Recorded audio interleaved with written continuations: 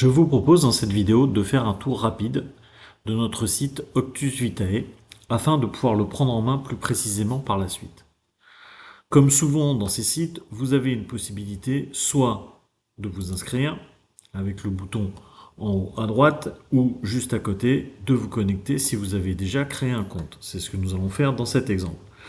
Il vous suffit de remettre votre compte tel que vous l'avez défini au départ, c'est-à-dire le compte avec lequel vous vous êtes inscrit il y a déjà quelques temps, de remettre le mot de passe que vous aviez et pour le besoin de la vidéo, on va dire qu'il peut se souvenir de vous, ce qui fait qu'à la prochaine connexion, vous n'aurez pas à ressaisir votre courrier électronique, mais seulement votre mot de passe.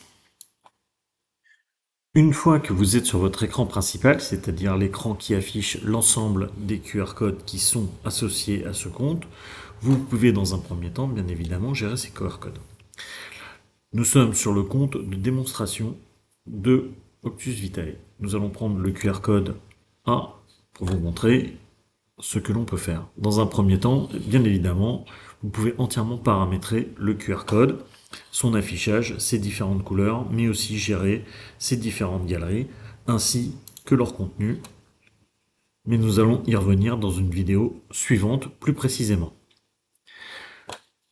Si l'on reprend les menus dans l'ordre, donc nous venons de voir les QR codes que vous avez, vous pouvez aussi gérer l'ensemble de vos messages.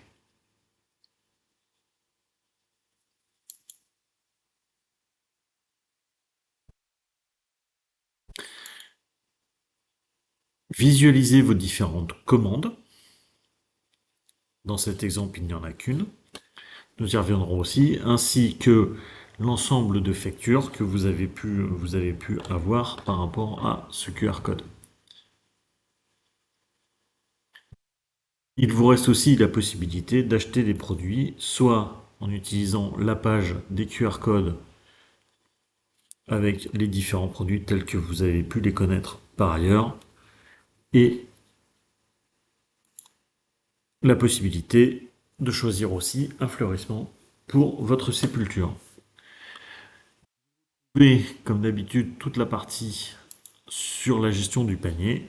Vous pouvez voir que dans ce panier-là, effectivement, il y a quelque chose en attente. Nous verrons les principes de commande un tout petit peu plus tard. Pour toute question, il vous reste la partie qui vous permet de nous contacter, à savoir un contact commercial directement, un contact technique qui peut être appelé, et puis bien évidemment toute la partie classique de envoi d'un email.